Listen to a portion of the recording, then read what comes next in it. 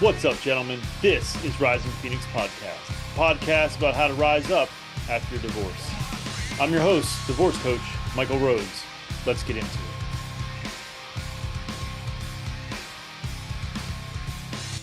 Joining me today is marriage and family therapist, Stephen Ng. Stephen, let's just jump right into it. And why don't you tell us a little bit about yourself?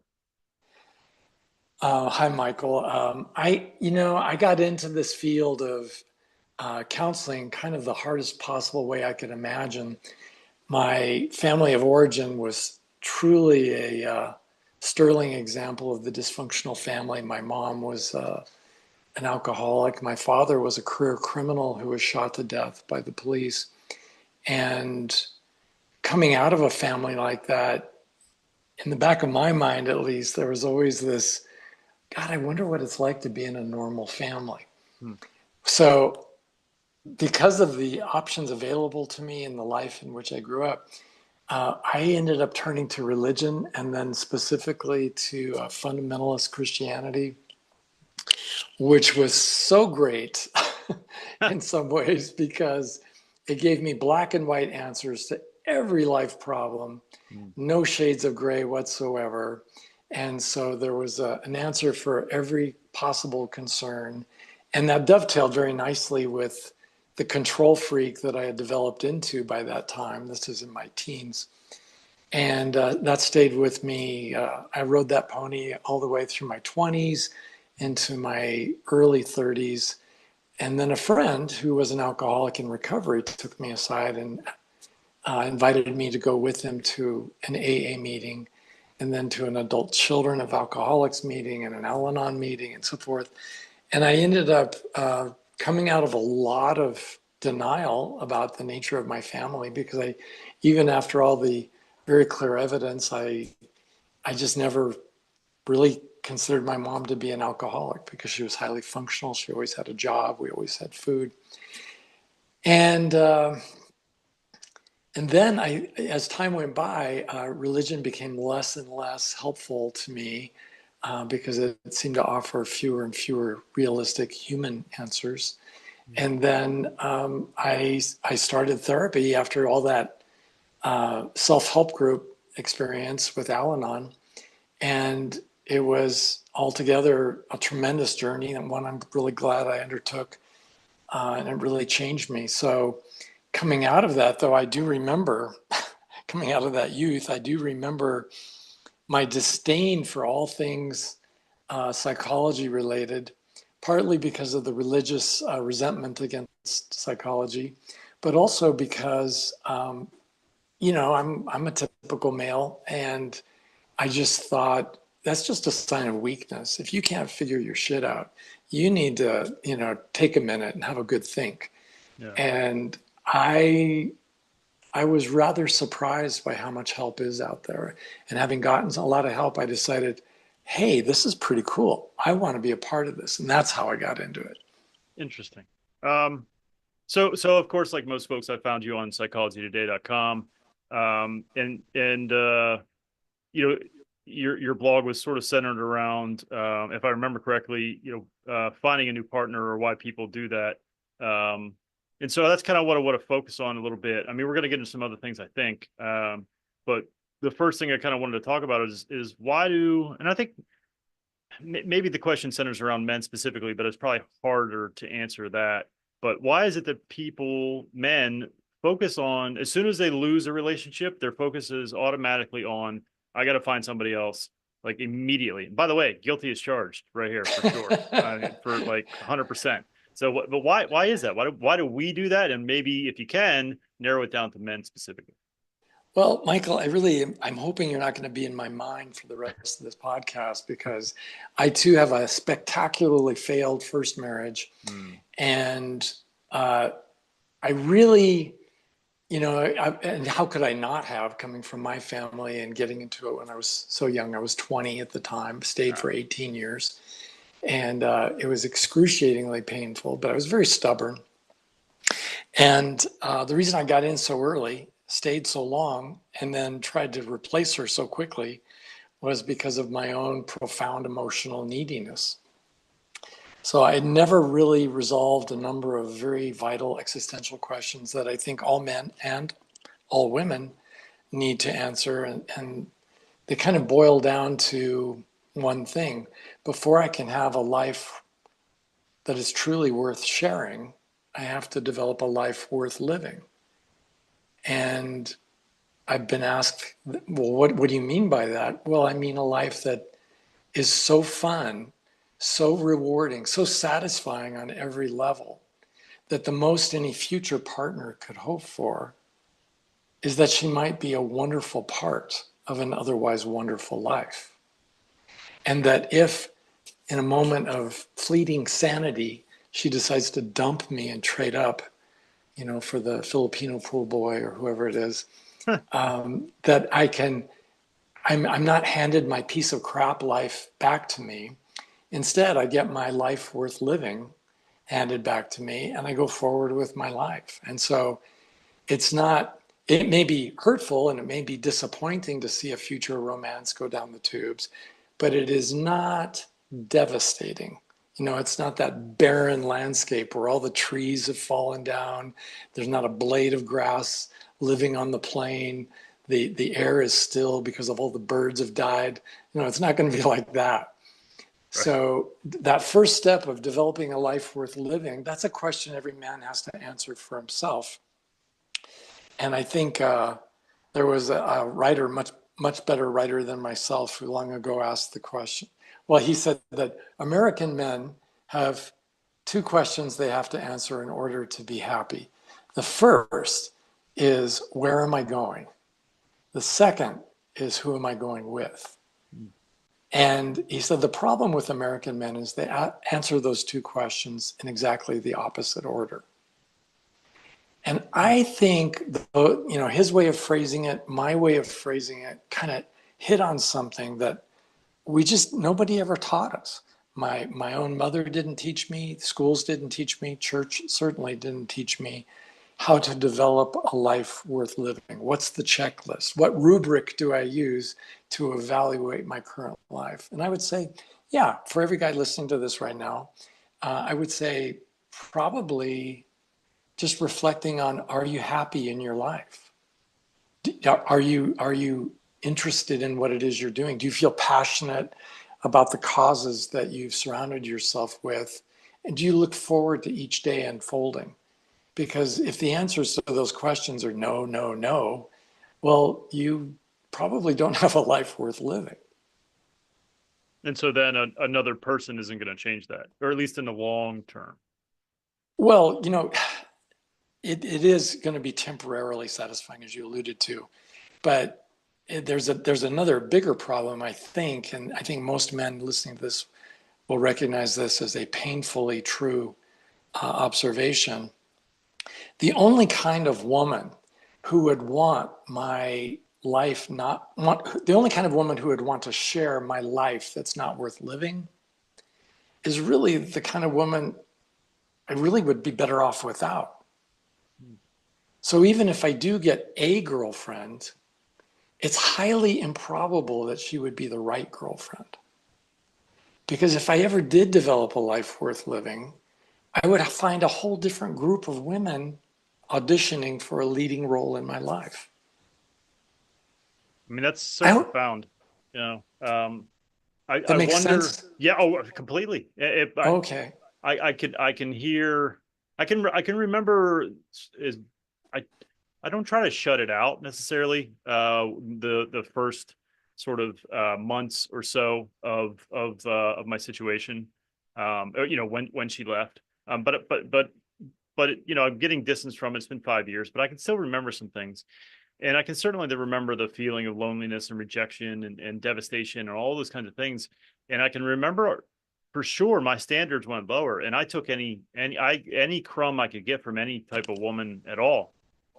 And Yes. and I understand. So I understand the reasoning, right? I totally understand the reasoning, but it is true that if if that's what I sort of in that mindset, right? My life was not worth living. I was a mess. I was a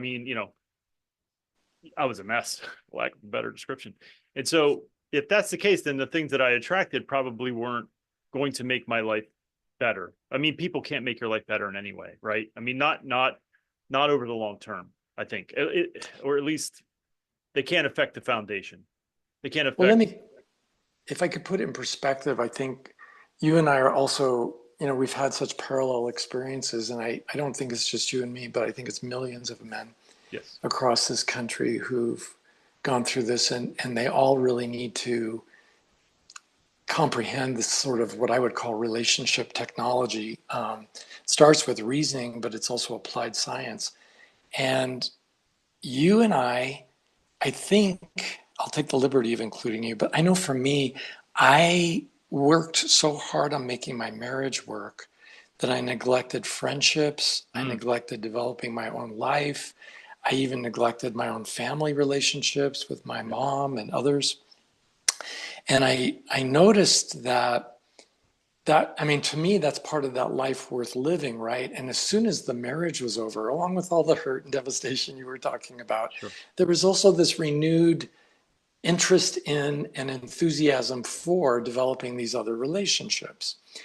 And the challenge then, I think, for men is to engage in an intentional critical incident debriefing, where I look at what in the heck was going on in my head that I was attracted to her, that I sought a woman like her out, that I picked her, and that I chose every single day of our long marriage to be with her. So, I mean, what does it say about someone? Like, if you're that guy and you're like focused on dating right away, what does it say about you that maybe is a clue to you, or something of that nature? Like, what is it? Does it say? You talked about doing this sort of like a post op. I'm definitely not capturing what your phrase, but essentially like a A post mortem. critical incident debriefing. There you go. Um, Yeah. what? So does that mean? Does that say clear? What? Well, we should probably talk about what that is. But like, does that say that you need to? What does it say about someone if that's what they're focused on? If they're focused on getting together with another person as soon as Yeah, possible. immediately. Well, now you have me wondering if you're some kind of masochist, Michael, because it doesn't say anything good. Yeah. It really just says, and I've been that guy. It just says I'm too needy. It says I really haven't developed a satisfying life Yeah. that I can enjoy where I'm so empty inside that I need another person so I don't have to live with this unbearable emptiness. Yeah, so it's clearly I love the emotional needy. I think is what you said initially, and I think that's emotionally needy is so very accurate. Um, God, I mean that's probably a whole episode in itself. Like, what do you do about that? But let's jump to your thing that I already forgot what you called. Um, Well, let me remind you. Every time the police shoot somebody, they stop and they sit down and makes have a good sense. think. Yeah, They go over the critical incident, what happened, what went wrong, and they do the same thing when one of their own gets shot. yeah, The same thing happens when there's a terrible fire. Like what went wrong, how did we handle it, and the firemen debrief after the experience. The State Department does the same thing. Everybody should do something like this because there are reasons why we do what we do, including our bad decision making. And the question isn't so much of a why question, but how? How did I ever get so messed up in my thinking that I thought so and so was the right person, or that I stayed with them even though, for example, this is something I hear from hundreds of my clients, even though we hadn't had sex in 10 years. mm, The record, by the way, is something like 28 years. The couple hadn't had sex in 28 years. And he's still feeling like he's obligated to remain loyal to the relationship. And, Jesus. there's so many, in hindsight, so many obvious things. And I do think I know how we got here. And I think that's maybe more pertinent to your query. And how we got here is you look at the people who gave us all of our training in relationships. Mm, It was our parents, yeah, our schools, and it was our churches, perhaps even the military for those who went through that experience. But all in all, I would say we're 0 and 4 in terms in terms of losses and wins, because none of those groups know what they're doing, because they too are taken from the general population. And the reasoning has something to do with history. We are failing more than any other group of people in the history of the world. But there's a reason for that. And the reason is, as our civilization has advanced, we no longer need a partner to get out in front of the plow and pull the plow while I'm pushing the furrow and, the blade into the furrow. We no longer need somebody to do the washing and the cleaning and the cooking while we're out doing whatever it is we're doing to bring home some money. We no longer need somebody to do any of those things for us. So why do we even get married? Oh yeah, because we are human and we want companionship and we want love and we want sex. And sex, of course, is a big part of it for a lot of us. So to get all of that in a meaningful relationship, marriage, or whatever people like to call it, apart from a legal entanglement, partnering up with someone is something the human race has done ever since the beginning of our race. And our species has always been inclined to form strategic alliances with another human being so that we might face life's challenges together. The challenges, though, have got increasingly complex, and that one of the most complex challenges, I think, is how can a man and a woman, mostly, how can a man and a woman share the same home and both be happy and fulfilled? Well, I Because, mean, that's the ultimate question, isn't it? I think in terms of yeah. going forward, and certainly it's a big question. I mean, the divorce numbers, I'm a bit my perception is a bit skewed, just because I run a support group on Facebook, and especially lately, the influx of men, it's just for men, and the influx of men has been crazy. But it's so anecdotal that I don't know if it's actually divorce numbers are increasing. I haven't looked at that data, but it feels that way. It seems that way. So it's a valid question. But I do want to go back a little bit to your analysis that you do. You sit down and you think about what went wrong. How much do you bring in other outside views to get to sort of help with that, to what did do you ask your friends, or are they too biased? Do you get a therapist to help you kind of navigate that? Because I know in the beginning it can go a lot of ways. You can be very angry and she was always wrong, it was all her fault, or you can go the other way, where it was like, I'm a piece of shit, it was all my fault. And so how do you Right. navigate sort of taking in the proper information to make that assessment? Well, I get asked this question, believe it or not, pretty often. And I even had a woman who's part of a couple right now. She recently asked me to just download all the educational information that she needed so she could make this thing work. Right. And unfortunately, it's not just a cognitive download. There's also a vast personal history that we have to take into account. So who do I let in to help me? I think, to answer that with another mysterious saying, there's an old Buddhist saying that when the student is ready, the master appears. And I think the first step is opening my mind to the possibility that I might have made a mistake or two. Right. Yeah. So if I've made a mistake or two, if I can be humble enough to own that, humble enough to recognize that I've never tried harder at anything than making my marriage work and never failed more spectacularly at anything, well, okay, maybe I don't know what I'm doing. Let's see if there's anyone out there who does. And I think there's a lot of this is just going to be introspection, just sitting with oneself. But I also think it's very clear we humans make one another smarter by having conversations with her. All the science is in on that. And the guy who is isolated and alone is not typically going to figure it out. Yeah. So, yeah, of course I need friends. Yeah. but also the women I date, the maybe some of the wonderful people in my family, if I'm that lucky. Uh, Lord knows if a therapist comes along, but as you know, not all professionals are created equal. True. So some attorneys are better than others, some doctors are better than others, and some therapists just don't know what they're talking about.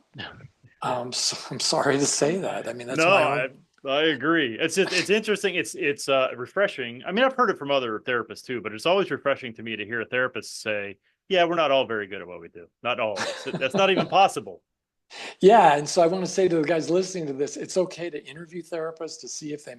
you can get a better sense of it. And then when you're sitting in a session, to look at them and say, "Yeah, that's not going to work for me." And Yeah. then maybe to reconsider whether you need to fire them, but to not give up. I had a terrible doctor once when I was a teenager, and his ill treatment of my condition put me in the hospital, almost killed me. But I didn't give up on medicine or on Right. doctors, Right. and so you have to keep looking for those people Yeah. who are more knowledgeable than us. You would consider, and I think everybody would agree, mate selection, which is what we're talking about in the big picture. Yeah. Mate selection is actually part of our sexuality, right? And we all had sex education, and we are a social species, but why are we so flippin' bad at this? Because we are, and our Yeah. failure rate is still roughly 50% Yeah. for first marriages. Second marriages, it's 10% higher, 60% of those fail, and so on up the ladder. Yeah. But the reason it's gone down slightly in recent years is because millions of Americans have given up on marriage. It's not because, oh, we're starting to get the hang of it. Right. No, we're even worse at it than we were, say, 50 years ago. Yeah. So the people who are really making a go of it tend to be in the upper class, very loaded with money. They Mm. tend to be white, and they know that if they stay together, they will accumulate wealth. And they also have the money to afford all of the wonderful, bright, shiny distractions that help them to bear up with their horrible marriage. Yeah. I mean, that makes sense. I mean, money solves a lot of problems, right? Yeah, right. Let's do a little recap. So, if you are sort of focused on dating right away, it's a clue that maybe you have a bit of an emotional neediness that you need to take a look at. And to do that, therapy is probably your best bet. And I would guess that also what you'd want to look at is your childhood, your upbringing, right? Doesn't it all kind of start there? Isn't that sort of the next step? Well, it has to be, and there's so many reasons for that, but that would be another whole conversation. Oh yeah. One of the real easy hacks, relatively easy hacks, though, I would say to all the guys listening to this would be get yourself some real friends. Brother, just start surrounding yourself with a manageable number of men you admire, men you can look up to. They can be younger, they can be older, they can be in different professions. They probably should be in different occupations just so you have some diversity. True. But if you can't make good friendships work, and that's with the absence of any challenges romantically or sexually, right? These are platonic relationships with men. If you can't make any of those work, you have no business dating anybody. So Yeah, I can't argue get that. get Yeah. thyself some friends, buddy. I mean, that's so critical to this mission Yeah. because they will. You know how men are. They have no problem at all seeing that we're hurting, and they can be very loving and sympathetic, but also poke at us and, oh, does that hurt? Does that Yeah. hurt? Right. Maybe you shouldn't date drunks anymore, stupid. Well, on that note, let's say you've done some work and you're starting to feel fairly good about where you're at. How do you know? And maybe this isn't a fair question because I'm sure it's different answer ish for everyone. But how do you know if you're ready to start looking and put your toe back in the pee filled dating pool as as Yeah. as I have discovered? Well, that's a really, gosh, that's such a great question. How do you know when you're ready? And I think intuitively, I will just say this. If every man who gets a divorce allows himself a handful of years, say 1 year for every 7 years of marriage, a handful of years to just date and observe who you're dating, who you're picking out, and ask yourself, is this the same woman as my ex? I Mm, mean, with a different face, a different mask, but right. is it the same woman? Because if you're picking the same kinds of women, obviously you're not ready to really be settling down. But dating recreationally tells you so much about your mindset, about where, you get to question where you're meeting potential mates, what kind of a life are you really living? What if all the women on the earth decided to never marry you? Faced with that problem, could you ever figure out how to have a great life? I think I could. I think sunsets are still beautiful. There's a lot of music in this world, a lot of Mm, great books. I love my dogs. I love my family. So I have a lot of options out there. I love my career for that matter. So mm, I think for people who are uh, still feeling that kind of needy, desperation, I think it's time to just go slow. I think guys we have an incredible capacity to bullshit others and to swallow some of our own bullshit in the process. We often think we're ready when we're not. And as long as the listeners are careful to avoid commitment, they will get their hearts stomped on, but it will not be devastating, yeah. so that they can draw back and say, okay, I went a little too far. I got a little overcommitted, a little ahead of Mm, my skis. And now I just need to slow down. I surveyed all of my clients. I have a lot of male clients, and I surveyed all of them for number one, what defect of character did your last partner in your last committed relationship have? And they had no problem identifying that defect. sure. And I said, how long did it take you between the time you fell in love and the time you committed? And the average was less than 3 months, Mm, less than, less than 12 weeks. Are you wow. kidding me? Are you effing kidding me? That is not Mm, long enough. And I asked them, how long would it have taken you to figure out that she had this deal breaking personality trait? How long would you have needed to simply date her? And the average answer was 1 year. fair answer. So there's definitely something not aligned there, right? Right. So Just a little. it's really easy, I think, for people then to, okay, I need more than 3 months, probably at least a year. Yeah. But then I ask them, if you're if you're happy dating her and you're happy committing gradually, is there any rush to close that sale? I mean, really, what is the rush? Yeah. To put a ring on it, to Right. get married, to move her in? There's no rush. Yeah. If it's great, just let it be great and savor the experience of dating someone you're having a great relationship with. Yeah. And to be talking about that, and understanding that commitment is not an all or nothing binary. Mm, Commitment is on this vast continuum of little by little by little. For example, I dated a woman who I found out later into the relationship was still being stalked by her ex. mm, And normally, the script calls for the new boyfriend to be the knight in shining armor right. and kind of like march into Dodge City and throw the bum out. Right. But I was really committed already in my debriefing. I recognized my marriage was it was less of a partnership and more of an adoption. Mm, And I really didn't want to be in that sort of power imbalance anymore. I really wanted somebody who could have my back. And that meant to me that I needed a functional adult. yeah. And women in bars demonstrate daily across this country. They know how to get rid of men. And I challenged her with that. And I said, there is a legal path to getting rid of this bum. Mhm. And if you're committed to getting to know other men, including me, you got to be equally committed to getting rid of him, because Mhm. he's been crazy abusive. And so when she said, well, what should I do? And I gave her like 10 different things to do.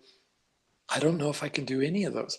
Yeah, I'm gonna take a break from our Yeah. relationship. Call me, when you figure this out. Well, again, but And that speaks to your non-emotional neediness, right? Because you're like, this is a thing I can't deal with. So let me right, stand up for myself, set some boundaries, whatever you want to call it, and be like, I'd rather be alone. I mean, that to me is kind of the goal, is being okay with being alone. I mean, that's kudos to you, my friend. I see many men that aren't, and I probably had it for sure, early in my my relationship before marriage.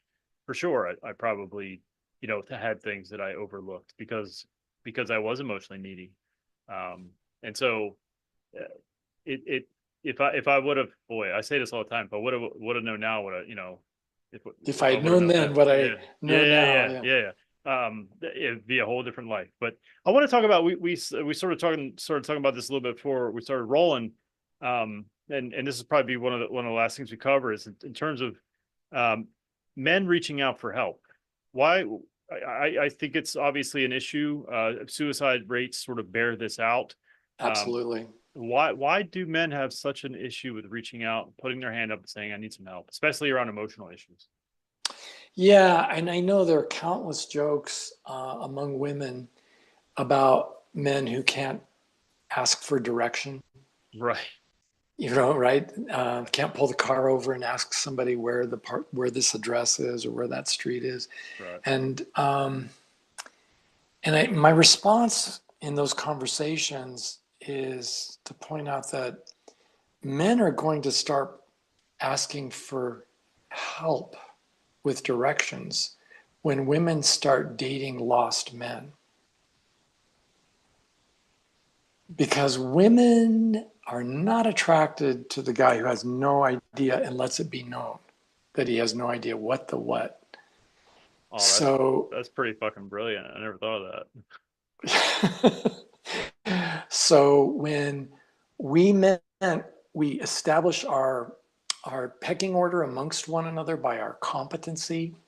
We establish our value. It's an irrational belief to consider that competency is equivalent to my masculinity or that there's a one-to-one correspondence. Because I can have no idea how to repair my car, for example, and still be a great man, a great father, a great husband. There are so many circumstances in which we need help. Tax time, we need CPAs, legal issues, we need a lawyer, and the list goes on and on. I never do my own dental hygienic checks.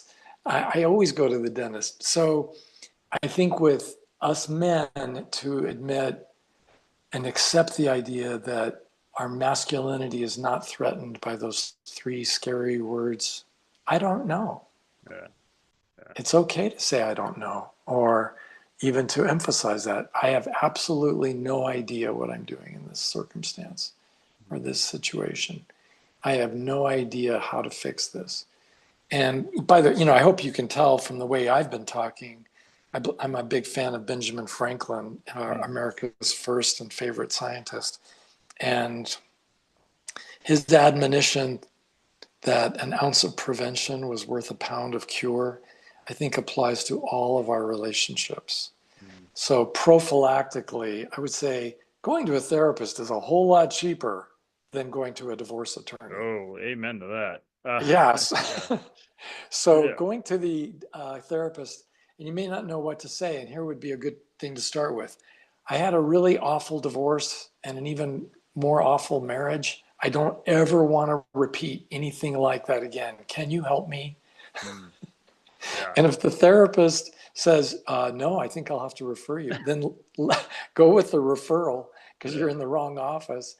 And then ask the same question over and over until you find somebody who says, yeah, I think I can.